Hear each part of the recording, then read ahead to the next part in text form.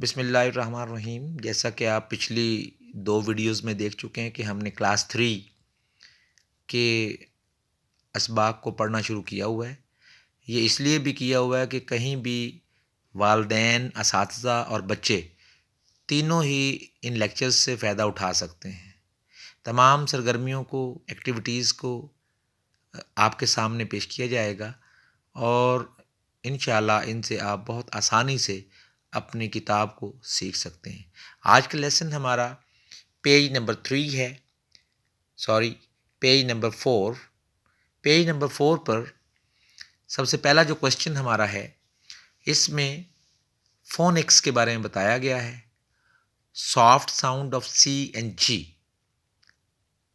बच्चों को इस चीज़ के बारे में पता नहीं होता कि सी कहाँ पर सॉफ्ट साउंड देगा और कहाँ पर हार्ड साउंड देगा। सादा अगर हम बात की जाए तो सी की 2 आवाज़ें हैं, एक काफ और दूसरी सीन। जी की भी 2 आवाज़ें हैं, एक गाफ और दूसरी जीम। अब सवाल ये पैदा होता है कि बच्चे इन आवाज़ों में फ़र्क कैसे महसूस करेंगे, डिफ्रेंशिएट कैसे करें। तो इसके लिए 2-3 असूल हैं, वो असूल हमें याद करना होंगे। फॉर एग्ज़ाम्पल, यहाँ पे बुक में हमें जो दे रहे हैं, soft sound of C, city, pencil, face.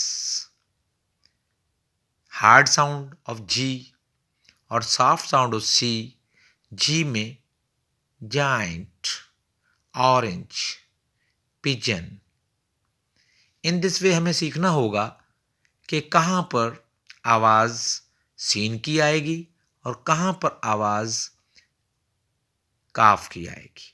For example, car, cat, cap, cup, count.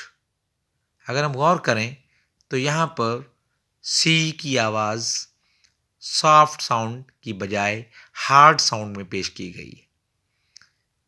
इसी तरह से city, pencil, face, race, grace और इस तरह से सैकड़ों ऐसे अल्फाज हैं जहाँ पर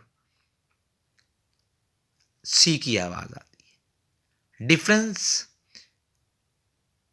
समझने के लिए अल्फाजों को गौर से देखना होगा और टेक्निकली इस चीज़ को समझना होगा कि सी की आवाज़ कहाँ पे आएगी और काफ की आवाज़ कहाँ पे आएगी। ख़ास तौर पर अगर सी के बाद वाउल ए या यू यूज़ हो रहा है तो फिर काफ की आवाज़ आएगी, जैसे कप। जबकि ए, ओ और यू तीनों अल्फाज हमें ज़्यादातर हार्ड साउंड मुयस्सर करते हैं। For example, car, cap, cat. अब ओ में देखें, कॉप, कप। इसी तरह से जब हम जाइंट, ऑरेंज, पिजन, तो अगर जी के बाद वाउल आ रहा है तो उसकी आवाज़ आम तौर पर सॉफ्ट हो जाती है, लेकिन अगर जी के बाद कॉन्सोनेंट वर्ड यूज़ हो रहा है तो फिर उसकी आवाज़ हार्ड हो साउंड के तौर पर यूज़ होगी। क्वेश्चन ये दिया गया है कि encircle the word with soft C sound. Fence, cat, can, dice, cap, case, cow, cycle, cute, cake, mice, court। इन लफ्ज़ों को देखने से बहुत सिंपली हम अंदाज़ा कर सकते हैं और इस असूल को मद्देनज़र रखते हुए हम साउंड सीख सकते हैं। फैंस, आखिर में ई। जब भी सी के बाद अगर ई आ रहा है तो वो सीन की आवाज़ देगी। Fans, race, face, grace. लेकिन अगर सी के बाद ए आ रहा है, कैट, कैप, कार, तो ये आवाज़ हार्ड साउंड होगी। कैन, इन अल्फाजों में अगर हम डिफ्रेंशिएट करें, cat, can, cap, case, cow, cute, cake, court, ये अल्फाज हार्ड साउंड ऑफ सी पेश कर रहे हैं। जबकि फेंस, डाइस, साइकिल और माइस सॉफ्ट साउंड पेश कर रहे हैं। तो व्यूअर्स, आपको अंदाज़ा हो गया होगा कि इंग्लिश ज़ुबान में किस तरह से असूल व ज़वाबित के मुताबिक अमल करते हुए हम साउंड को जज कर सकते हैं और आइंदा के लिए याद कर सकते हैं कि कहाँ पर सीन की आवाज़ आएगी और कहाँ पर काफ की आवाज़ आएगी। तो इसके लिए प्रैक्टिस बहुत ज़रूरी है और ये समझना बहुत ज़रूरी है कि ख़ास तौर पर हम बच्चों को ये बात बताएं कि ए, ओ और यू अगर सी से बाद फौरी आ रहा है तो वो हार्ड साउंड होगी, लेकिन अगर सी के बाद ई तो ऐसे अक्सर अल्फाज सॉफ्ट साउंड ही पेश करेंगे, जैसा कि इन लफ्ज़ों में आप देख सकते हैं। और बच्चे भी इस चीज़ को गौर से समझें तो ये नहायत आसानी से इसमें डिफ्रेंशिएट कर सकेंगे, फ़र्क महसूस कर सकेंगे और आप बहुत इजीली सॉफ्ट सी साउंड और हार्ड सी साउंड को समझ सकेंगे। अगला क्वेश्चन हमारा जी के बारे में है कि जी की भी दो साउंड्स हैं, gold, germ, gram, pigeon, page, German, grass, giant, grant, grain, orange, ring, ginger. यहाँ इस बॉक्स पर गौर करते हुए जो साबका असूल हमने सीखा उसी के मुताबिक देखें तो अगर जी के बाद ओ आ रहा है या कोई कॉन्सोनेंट है तो गाफ की आवाज़ आएगी। जैसे गोल्ड में ओ आया, ग्राम में कॉन्सोनेंट है, इसी तरह से ग्रास आर कॉन्सोनेंट है, ग्रांट में फिर आर कॉन्सोनेंट है, ग्रेन,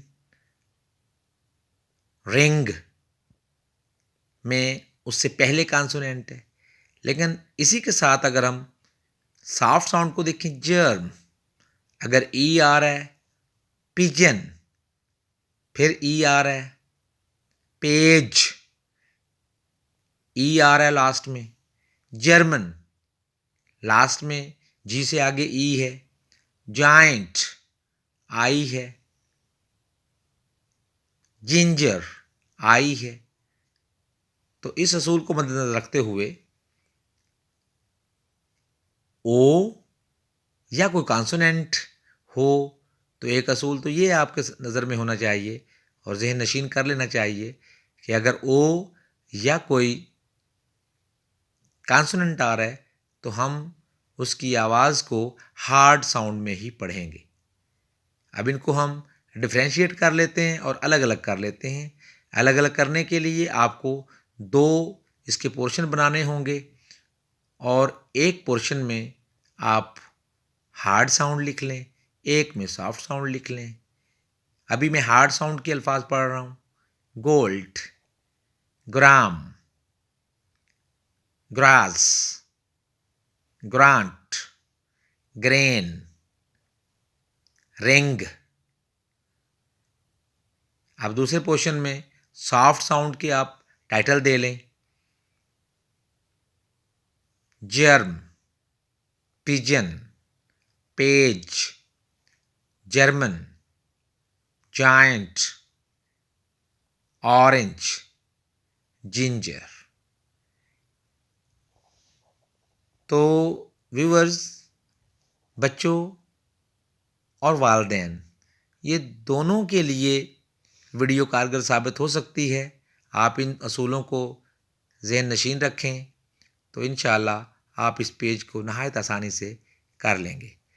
नेक्स्ट अगली वीडियोस में कोशिश करेंगे कि इनको बाकायदा से डिफ्रेंशिएट करके कॉपी पे या किसी चार्ट पे लिख कर आपके सामने पेश किया जाए, ताकि आपको और ज़्यादा आसानी से इस बात को समझने में आसानी हो। अगले क्वेश्चन में मैं चाहता हूं कि आज का ये पेज 4 का रिव्यू मुकम्मल हो जाए और आपको समझने में आसानी हो। तो यहाँ पे कॉन्सोनेंट क्लस्टर के बारे में बताया गया है। क्लस्टर मीन एक या दो अल्फाज का मिला हुआ होना है, जैसे SH या ST। अब SH क्लस्टर में ship, shirt, shrub, stop. ST cluster में स्टैम्प, स्टिक, स्टडी। क्लस्टर के भी फिर दो हिस्से कर लिए गए हैं। अगले चैप्टर में आप देखेंगे कि 3 हिस्से किए गए हैं। अभी इस चैप्टर में पेज नंबर 4 पर इनिशियल पोजीशन और फाइनल पोजीशन। कॉन्सोनेंट की इनिशियल पोजीशन में क्लस्टर शुरू में लगाया जाता है। Ship, shirt, shrub, stop, stamp, stick, study. Final position से मुराद है आखिर में लगा होना। Dish, fish, brush, dust, must, first, crust. तो आपने देखा कि क्लस्टर शुरू में भी लगाया जा सकता है, बहुत सारे लफ्ज़ों में लगा होता है, मिडिल में भी लगा होता है, जो कि इस सवाल में शामिल नहीं है, और फाइनल पोजीशन पे भी मौजूद होता है। तो इन दोनों लफ्ज़ों को इस तरह से और भी बहुत सारे क्लस्टर हैं, लेकिन आज के लेसन में SH, ST दो क्लस्टर्स आपके सामने पेश किए गए हैं, जिनको इनिशियल पोजीशन पे और फाइनल पोजीशन पे आपके सामने जाहिर किया गया है। प्रैक्टिस से आप इस सफ़े को नहायत आसानी से सीख सकते हैं। इस आज की वीडियो में आपने C और G की सॉफ्ट और हार्ड साउंड के बारे में सीखा और उनको डिफ्रेंशिएट किया। नेक्स्ट कॉन्सोनेंट क्लस्टर के बारे में सीखा। कॉन्सोनेंट क्लस्टर की इनिशियल स्टेज और इनिशियल पोजीशन पर यूज़ और फाइनल पोजीशन पर यूज़ भी आपने सीखा। तो मैं उम्मीद करता हूँ कि आपके लिए ये वीडियो सूदमंद साबित होगी। Thank you.